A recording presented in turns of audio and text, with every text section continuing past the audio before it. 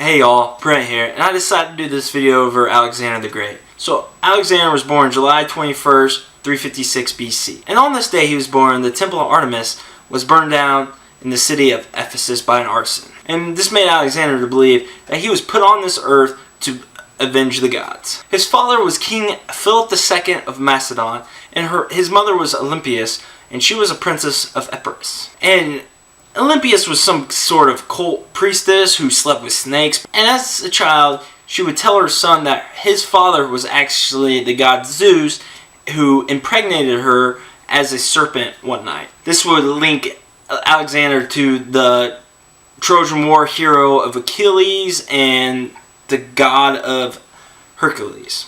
He was also trained by a relative Olympias named Leonidas, and not the 300 Leonidas, by the way.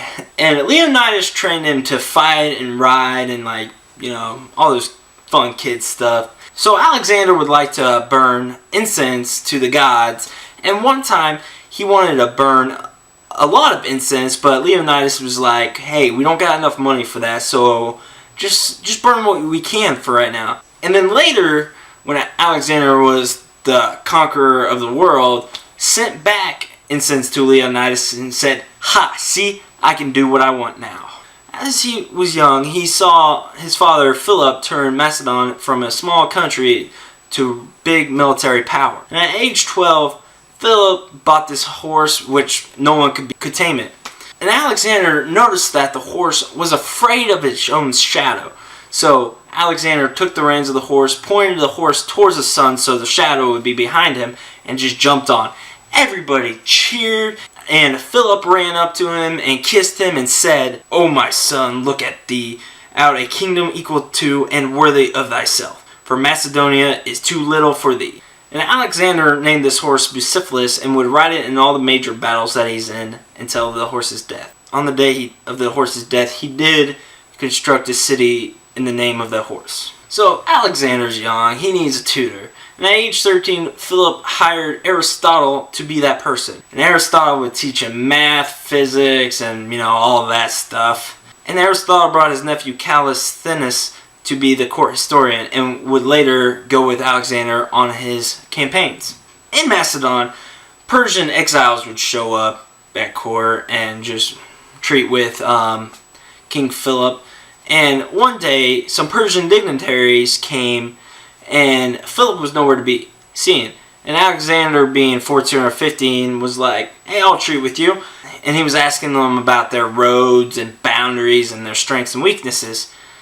And they obliged because it was this kid. But they did not realize that he would be conquering them in just a few short years. In 340 BC, Philip led an army to campaign in Thrace and left 16-year-old Alexander as regent with Philip's right-hand man Antipater. While the army was away, another Thracian army decided to rebel. So Alexander led his army and swiftly conquered their stronghold and renamed it Alexandropolis. With this, Alexander was given a command post with all the senior generals to march into Greece with. And in 338 BC, the Battle of Chaeronea happened. Now, the Greeks were mostly made up of Athenians and Thebans, and they spread their line like over 2 miles length, so they pretty much didn't have flanks. And they kind of slanted northeastern, so they weren't straight lined up to the Macedonians. Now, the Athenians were on their left flank, and the Thebans were on the right. And this would put Philip against the Athenians and Alexander against the Thebans. Philip would then charged at the Athenians, knowing they were untrained, and pulled back, and the Athenians followed, pushing Alexander up towards the Thebans. And Alexander was able to punch a hole in the Theban line, and they broke all the Greek routed. And Alexander was able to destroy the elite Greek force, the Sacred Theban Band. And this band was made up of 150 pairs of male lovers. And it is stated that they would not leave their lover behind. And this would mean they would fight till the death. So we're back in Macedon, and Philip and Cleopatra are not seeing eye to eye. You know, Philip is like, hey, you sleep with snakes. I don't really care for that, so I'm probably going to marry this one girl named Cleopatra, who was a Macedonian noble. And that's what he did. At the wedding, Cleopatra's uncle, Attilius, told Philip that he can finally have a legitimate child. And now Alexander was enraged by this because he was pretty much just called a bastard and throws his cup at him. And Philip stands up, draws his sword, tries to charge Alexander, but trips and falls because, you know, he's drunk. And that's what you do at Macedonian weddings. And Alexander replies by, "Here's the man who was making ready to cross Europe into Asia and cannot even cross from one table to the other without losing his balance." And Philip was kind of upset by what he just said, so he's like, "Hey, you're exiled." So Alexander takes his mother and they go off to Epirus. When he was finally let back, he stayed pretty isolated and insecure. So now it's spring of 336 BC and Philip is planning the invasion of Persia.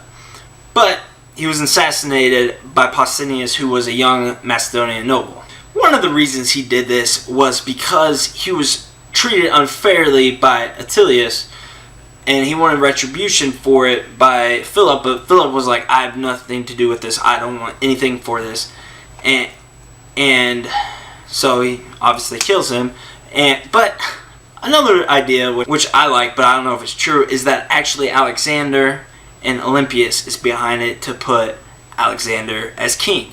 And this way is kind of believable because right after the assassination, Alexander's friends just kill Pausanias and not even give him a trial or anything.